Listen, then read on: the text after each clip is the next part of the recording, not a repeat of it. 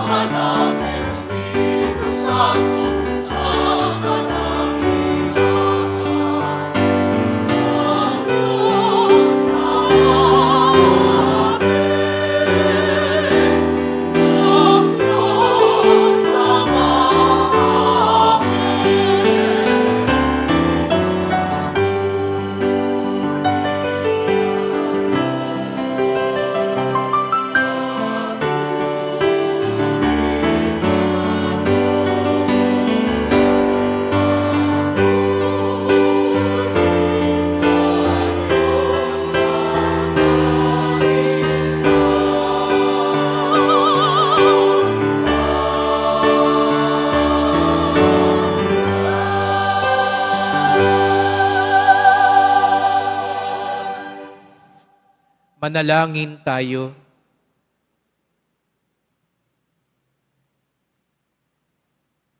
Ama naming makapangyarihan, niloob mong ang iyong salita na ibinalita ng anghel ay maging taong totoo sa sinapupuna ng mahal na Birhen. Ipagkaloob mong kaming sumasampalataya na siya'y ina ng Diyos ay matulungan niyang dumalangin sa iyo sa pamamagitan ni Jesucristo kasama ng Espiritu Santo magpasawalang hanggan. Amen. Magsiupo muna ang lahat. Pagbasa mula sa aklat ni Propeta Isaías. Noong mga araw na iyon, ipinasabi ng Panginoon kay Akas, "Humingi ka sa akin ng palatandaan, maging sa kalaliman ng Sheol o sa kaitaasan ng langit." Sumagot si Akas, "Hindi po ako hingi. Hindi ko susubukin ang Panginoon." Sinabi ni Isaías, "Pakinggan mo, sambahayan ni David.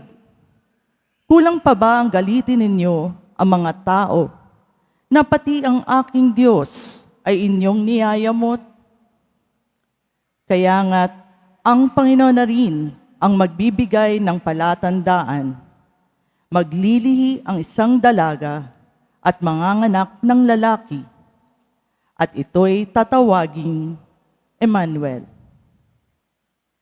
Ang salita ng Diyos. Salamat sa Diyos.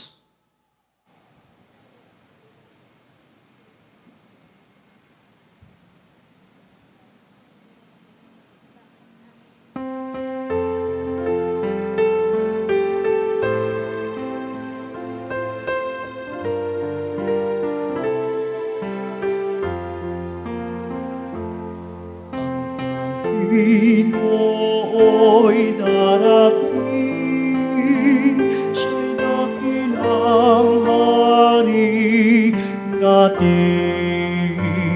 Pinoo'y darating, siya'y dakilang hari natin.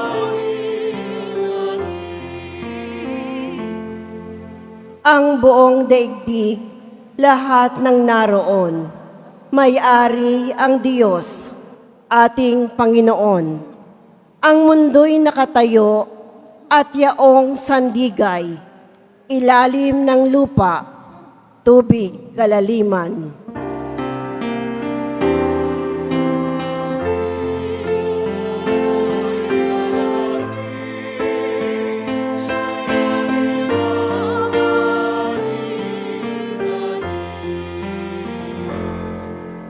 Sino ang marapat umahon sa burol?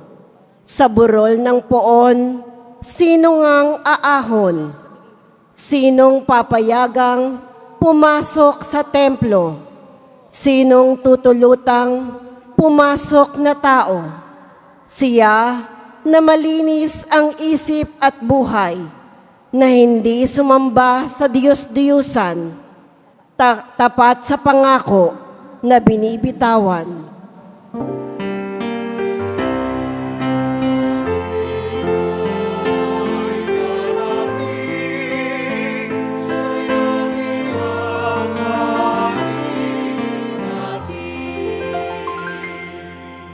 Ang Panginoong Diyos, pagpapalain siya, ililigtas siya't pawawalang sala. Gayon ang sinumang lumalapit sa Diyos, silang lumalapit sa Diyos ni Jacob.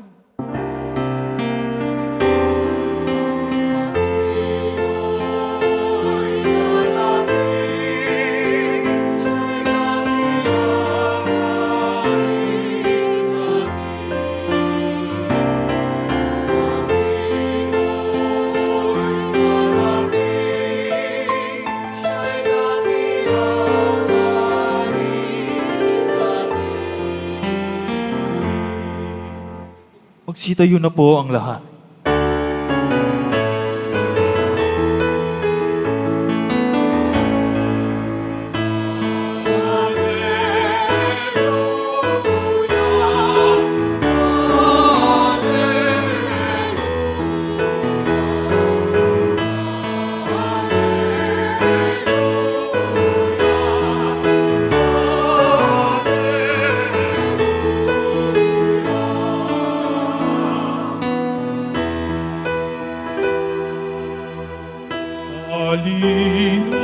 susi ni David, landas ng sa'y ibinigay. Pinto ng langit ay buksan. Iyon ang nais naming tahanan. Pag-ibang na Emmanuel ay darating muli sa amin.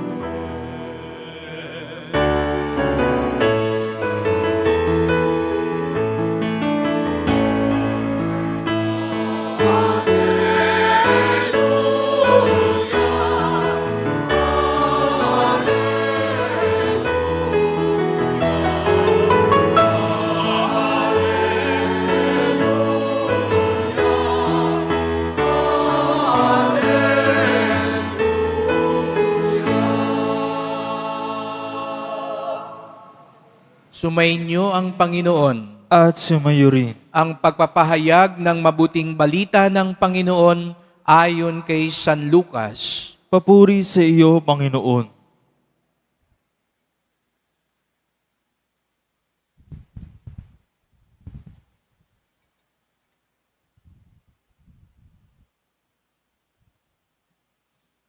Nang ika-6 na buwan na ng pagdadalang tao ni Elizabeth, ang anghel Gabriel ay sinugo ng Diyos sa Nazaret, Galilea, sa isang dalaga ng pangalay Maria. Siya'y nagkatakdang ikasal kay Jose, isang lalaki buhat sa lipi ni Haring David. Paglapit ng anghel sa kinaroroonan ng dalaga, binati niya ito, "Matuwa ka, ikaw ay kalugod-lugod sa Diyos." Wika niya, "Sumasayo ang Panginoon." Nagulumihanan si Maria sa gayong pangungusap at inisip niyang mabuti kung ano ang kahulugan niyon. Kaya't sinabi sa kanya ng anghel, "Huwag kang matakot, Maria, sapagkat kinalulugdan ka ng Diyos. Makinig ka, ikaw ay magdilihi at manganganak ng isang lalaki at siya'y tatawagin mong Jesus. Magiging dakila siya at tatawaging anak ng kataas-taasan. Ibibigay sa kanya ng Panginoon Diyos ang trono ng kanyang amang si David. Maghahari siya sa angkan ni Jacob magpakailanman at ang kanyang paghahari ay walang hanggan." "Paanong mangyayari ito? Gayong ako'y dalaga," tanong ni Maria. Sumagot ang anghel, "Bababa sa iyo ang Espiritu Santo at lililiman ka ng kapangyarihan ng kataas-taasan, kaya't banal ang ipanganganak mo at tatawaging anak ng Diyos." Natatandaan mo ang iyong kamag-anak na si Elizabeth? Alam ng lahat na siya'y baog, ngunit naglihi siya sa kabila ng kanyang katandaan. At ngayoy ika-6 na buwan na ng kanyang pagdadalang tao, sapagkat walang hindi mapangyayari ang Diyos. Sumagot si Maria, "Ako'y alipin ng Panginoon. Mangyari sa akin ang iyong sinabi," at nilisan siya ng anghel.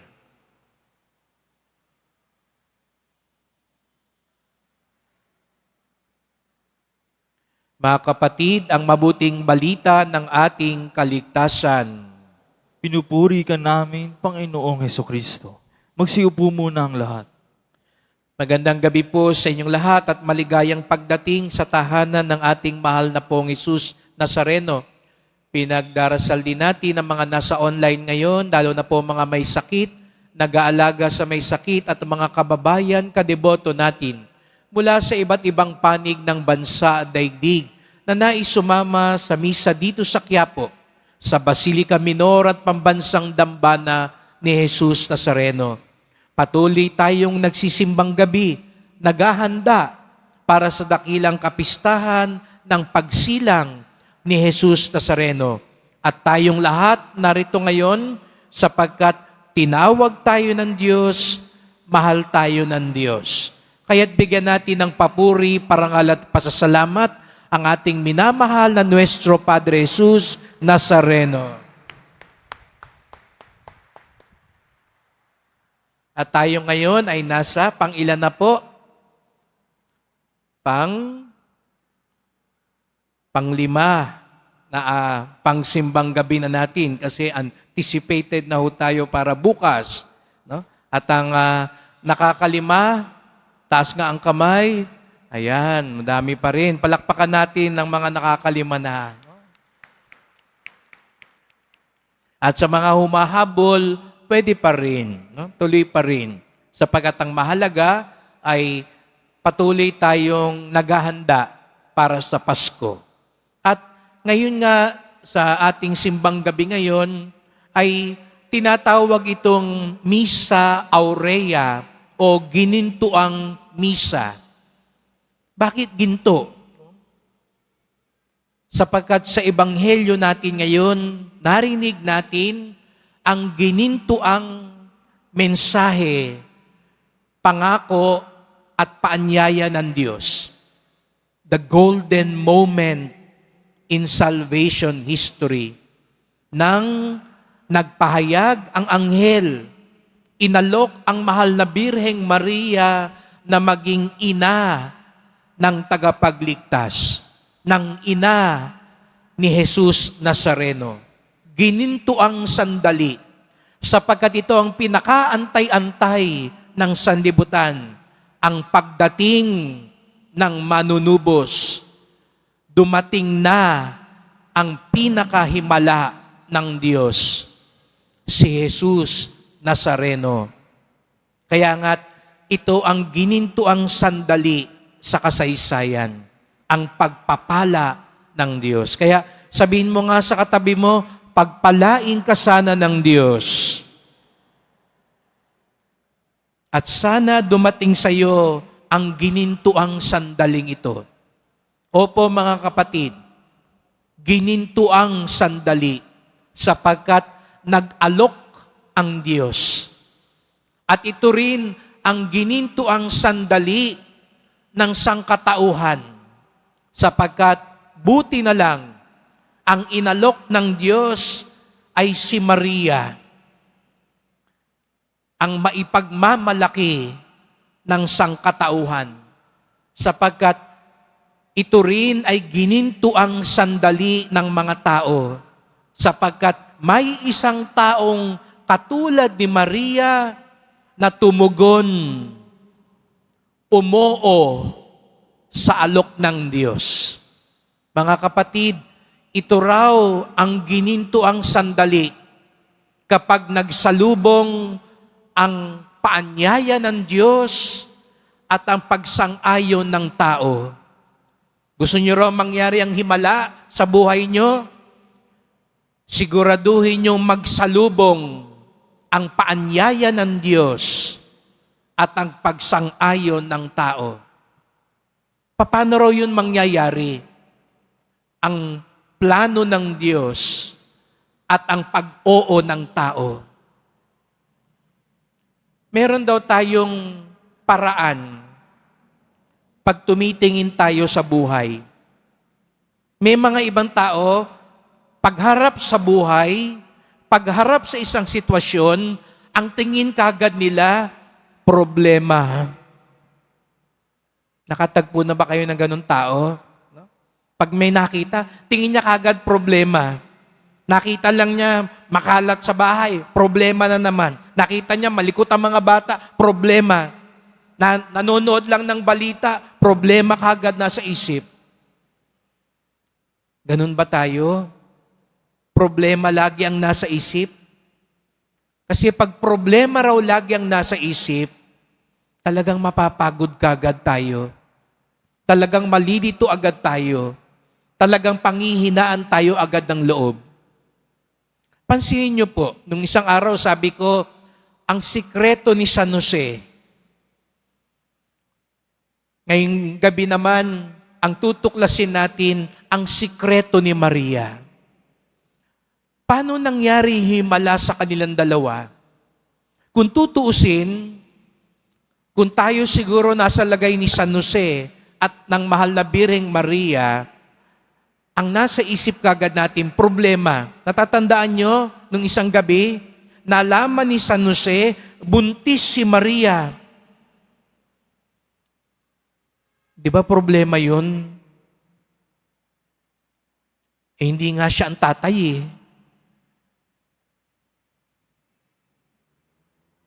Natitiyak ko, naguluhan si San Jose. Nalito si San Jose.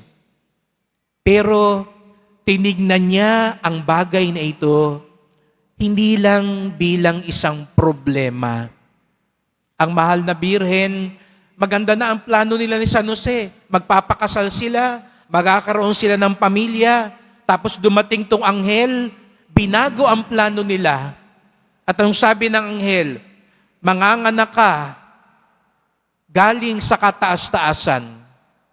Kung kayo si Maria, may plano na kayo sa buhay, may mga pangarap na kayo sa buhay, tapos mababago ito sa isang paanyaya ng Diyos. Anong tingin ninyo? Problema ba yun? Pwede. Kasi nabago ang lahat eh. Hindi yun ang gusto mo. Hindi yun ang inaasahan mo. Kaya pwede mong tignan ng isang bagay bilang problema.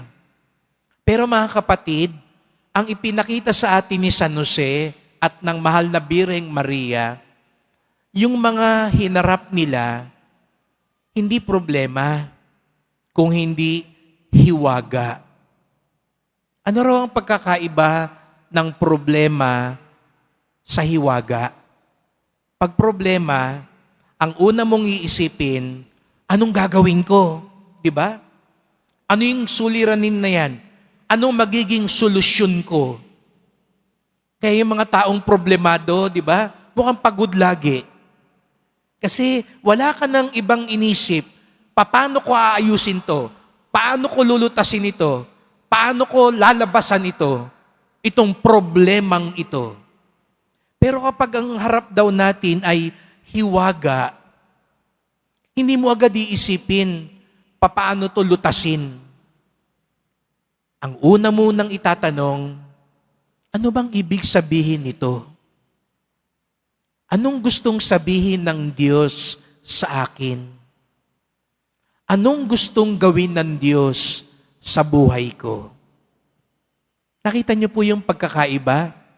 Pag problema, ang lagi mong tanong, anong gagawin ko? Anong solusyon ko? Pero kapag ang kaharap mo'y hiwaga, hindi ito tungkol sa magagawa mo, kung hindi ito'y tungkol sa gustong gawin ng Diyos sa iyo. Kapag malaman mong may sakit ka, anong tingin mo dito? Problema agad? Kaya ka madidepress. Kaya ka malulungkot.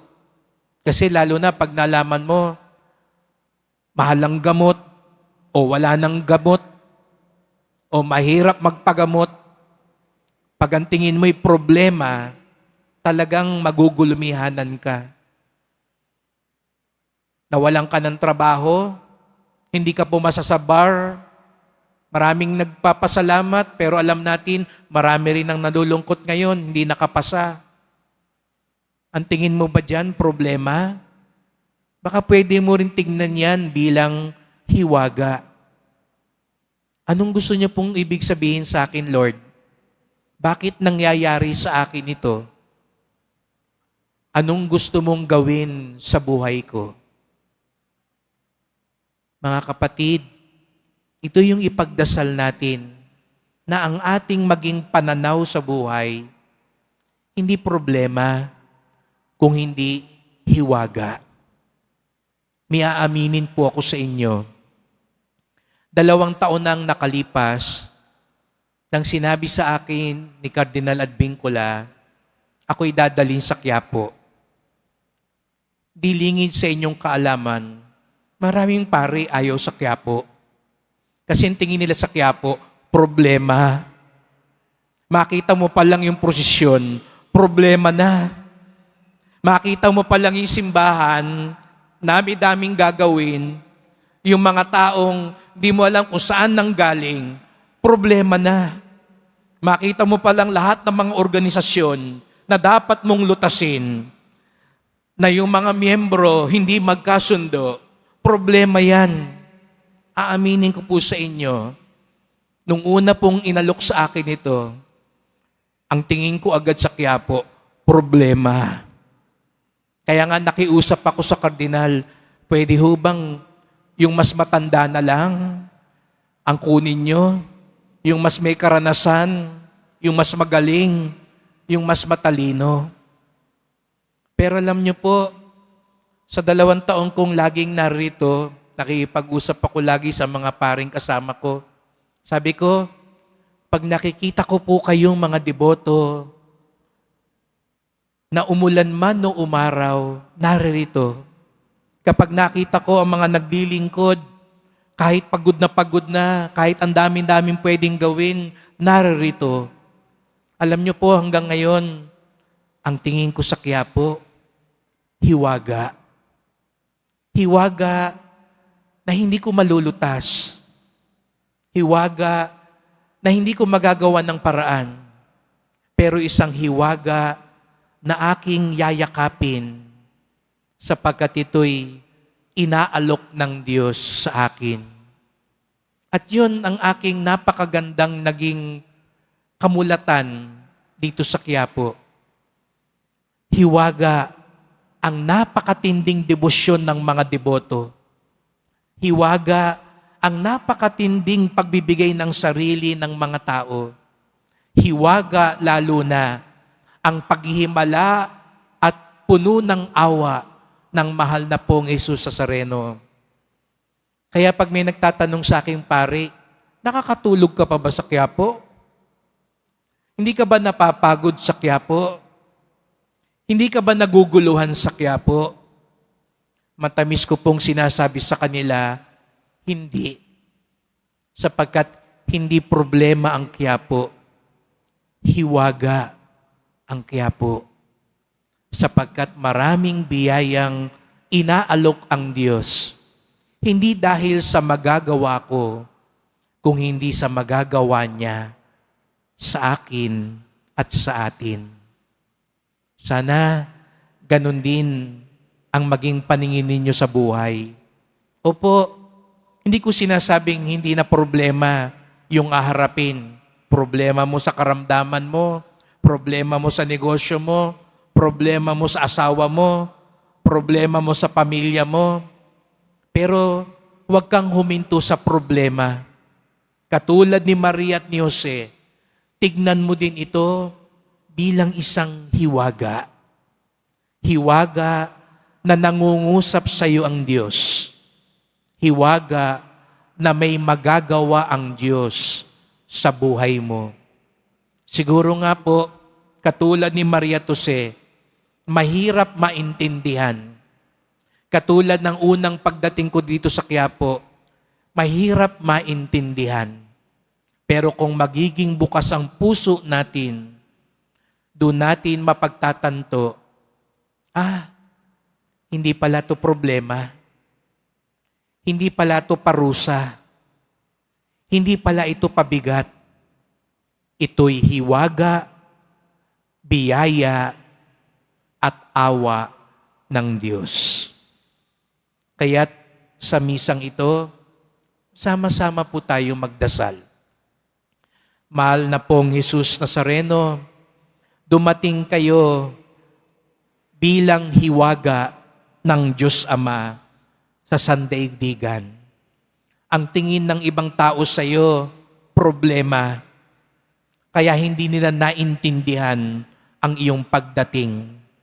Nawa, kaming mga nananalig sa iyo, maliwanagan sa buhay. Makita namin hindi lang ang problema, kundi higit sa lahat, ang hiwaga at misteryo ng iyong kapangyarihan upang marami mang hamon, marami mang pasakit, marami mang kulang sa aming buhay, hindi kami mawawalan ng pag-asa, hindi kami mawawalan ng lakas, sapagkat alam namin, hindi kayo nagkukulang ng hiwaga, hindi kayo nagkukulang ng himala, hindi kayo nagkukulang ng biyaya. Mahal na pong Jesus Nazareno, kawaan niyo po kami, basbasan niyo po kami. Amen. Amen.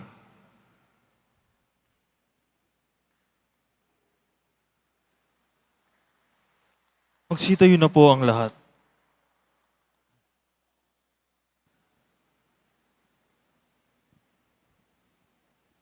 Mahal ko mga kapatid, humiling tayo sa Diyos Ama ng kalayaan mula sa kasalanan at kasamaan sa pamamagitan ng Kanyang anak na siya'y ating tunay na kalayaan. Manalangin tayo, O Diyos, halina't kami palayain. O Diyos, halina't kami palayain.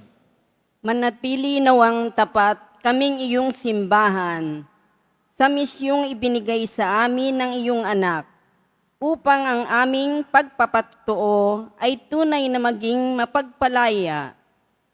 Manalangin tayo. O Diyos, halina't kami palayain. Palayain nawa ng mga lingkod bayan ang mga nangangailangan ng kalayaan sa pamamagitan ng kanilang katapatan sa iyong kalooban. Manalangin tayo. O Diyos, halina't kami palayain. Gawin mong mga kasangkapan, kaming mga natitipon ngayon ng iyong pagpapalaya sa mundong nababalot ng kadiliman at paghihirap. Manalangin tayo. O Diyos, halina't kami palayain. Makaranas nawa ng tunay na kapahingahan ang mga kapatid naming yumao sa piling mo. Manalangin tayo. O Diyos, halina't kami palayain. Sa ilang sandali ng katahimikan, ating ipanalangin ang iba pang mga pangangailangan ng ating pamayanan, pati na rin ang ating pangsariling kahilingan. Manalangin tayo. O Diyos, halina't kami palayain. Diyos naming Ama, halina't kami ay palayain. Makita nawa namin ang iyong anak bilang tanging daan tungo sa iyong paghahari. Hiling namin ito sa pamamagitan ni Kristong aming Panginoon. Amen. Magsiupo muna ang lahat.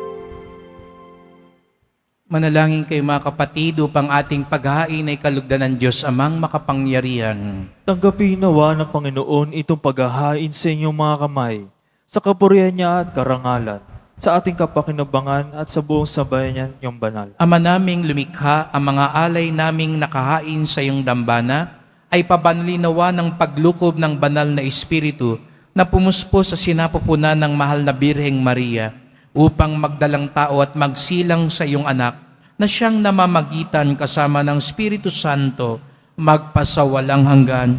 Amen. Sumainyo ang Panginoon. At sumayo rin. Itaas sa Diyos ang inyong puso at diwa. Itinaasa namin sa Panginoon. Pasalamatan natin ang Panginoong ating Diyos. Marapat na siya ay pasalamatan. Ama naming makapangyarihan, tunay ngang marapat na ikaw ay aming pasalamatan sa pamamagitan ni Jesucristo na aming Panginoon. Ang pagsusugo mo sa Kanya ay ipinahayag ng lahat ng mga propeta. Ang pagsilang niya ay pinanabikan ng mahal na Birheng kanyang inang tunay sa kapangyarihan ng Espiritong Banal.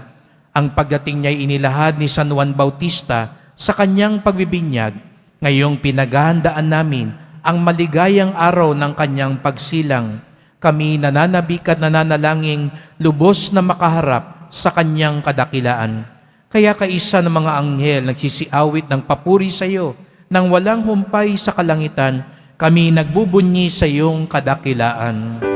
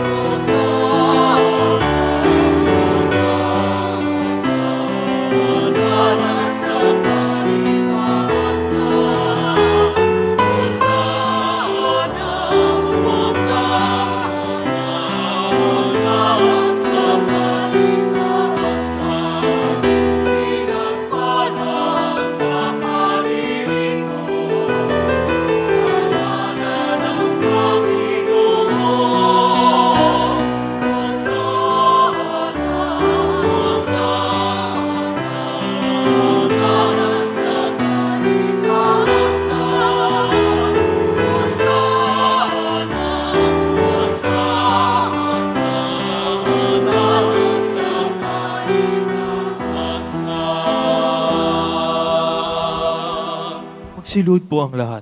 Ama naming banal, ikaw ang bukal ng tanang kabanalan, kaya't sa pamamagitan ng iyong Espiritu, gawin mong banal ang kaloob na ito, upang para sa amin maging katawan at dugo ng aming Panginoong Hesukristo.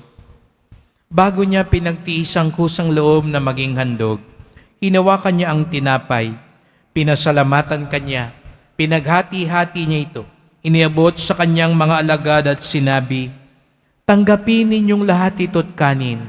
Ito ang aking katawan na ihahandog para sa inyo."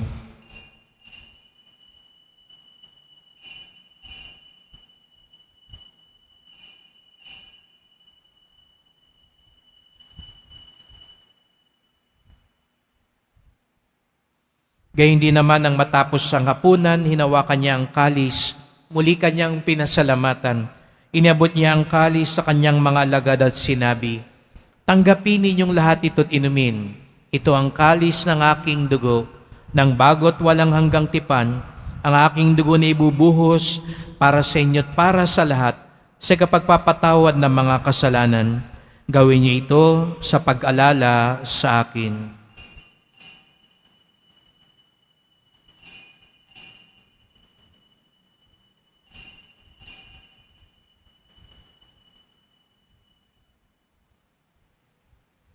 Magsitayo na po ang lahat. Ipagbunyi natin ang misteryo ng pananampalataya.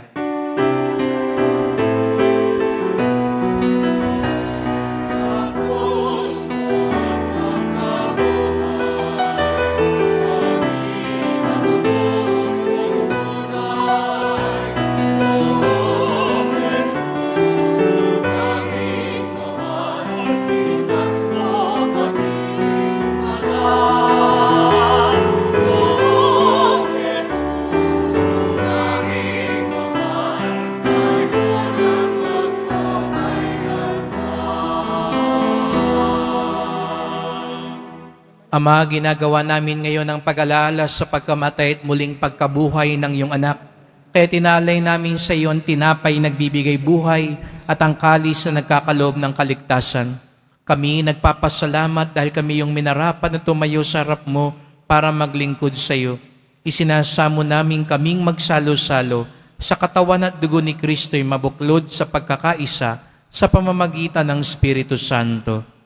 Ama, lingapin mo ang iyong simbahang laganap sa buong daigdig.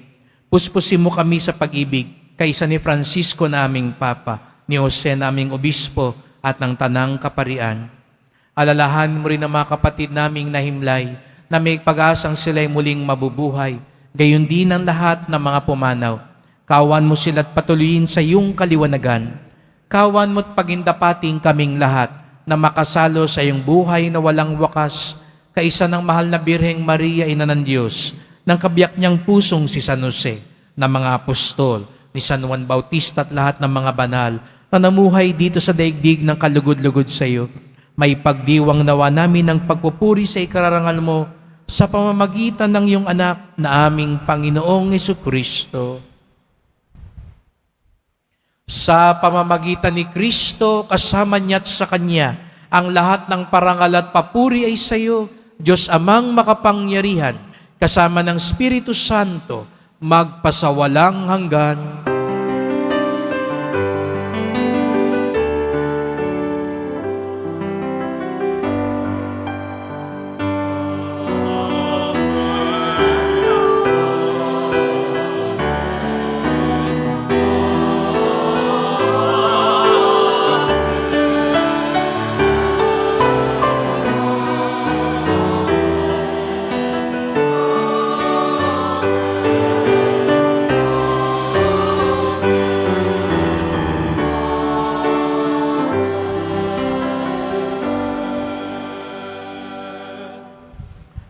Puno ng hiwaga ang Diyos, sapagkat siya'y ating mapagmahal na Ama.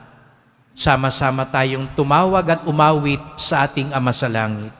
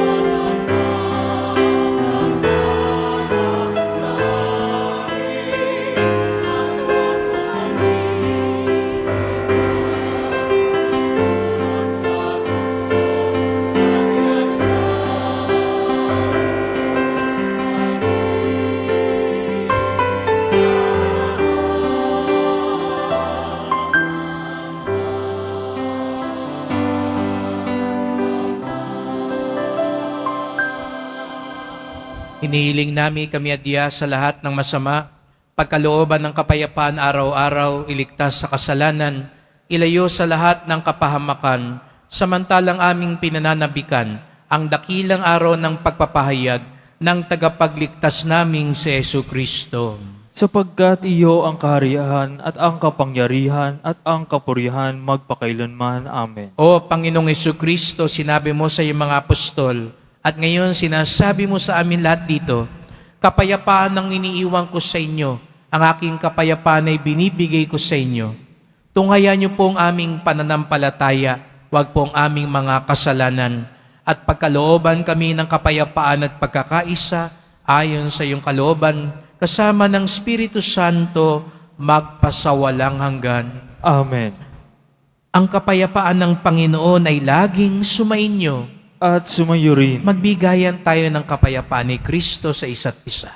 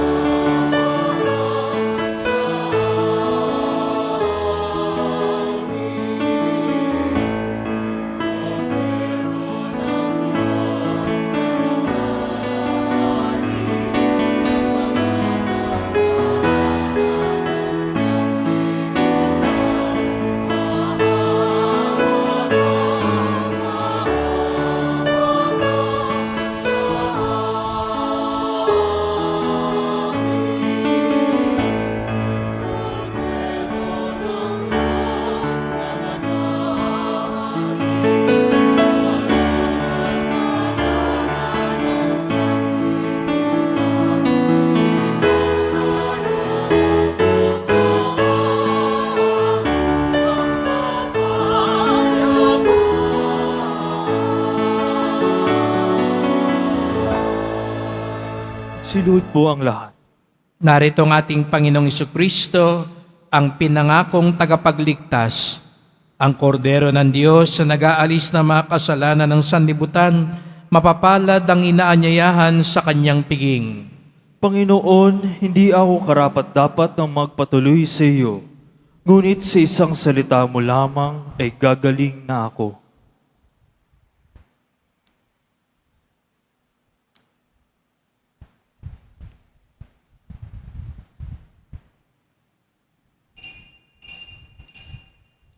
Para sa lahat ng tatanggap ng banal na komunyon, sasagot po tayo ng amen pagkasabi ng pari o ng lay minister ng katawan ni Kristo. At isubo agad sa bibig bago umalis sa harapan ng pari o lay minister. Sumunod po tayo.